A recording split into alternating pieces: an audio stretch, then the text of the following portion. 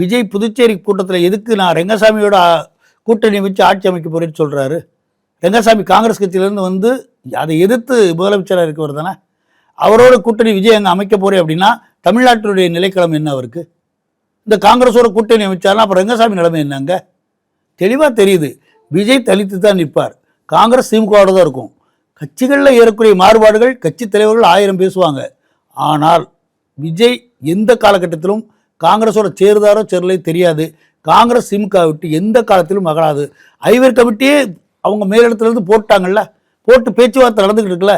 செல்வ பெருந்தகை தலைவர் மாறவே இல்லைல்ல. தலைவர் சொல்கிறதான் நம்ம எடுத்துக்கணும். இவர் பேசுவார் நட்பின்றியாக. காங்கிரஸுடைய மேல்மட்ட தலைவர்கள் யார் வேணாலும் வந்து பேசலாம். ஆனால் முடிவெடுக்க வேண்டியது ராகுல் காந்தியாக எடுப்பார். காங்கிரஸ் மேலிடம் தான் எடுக்கும். காங்கிரஸ் மேலிடம் அப்படி ஒரு முடிவுக்கு வந்திருக்குமானே ஆனால் இன்றைக்கு ஐவருடைய அமைக்க இதே பெர்மிஷனே கொடுத்துருக்க மாட்டாங்களே.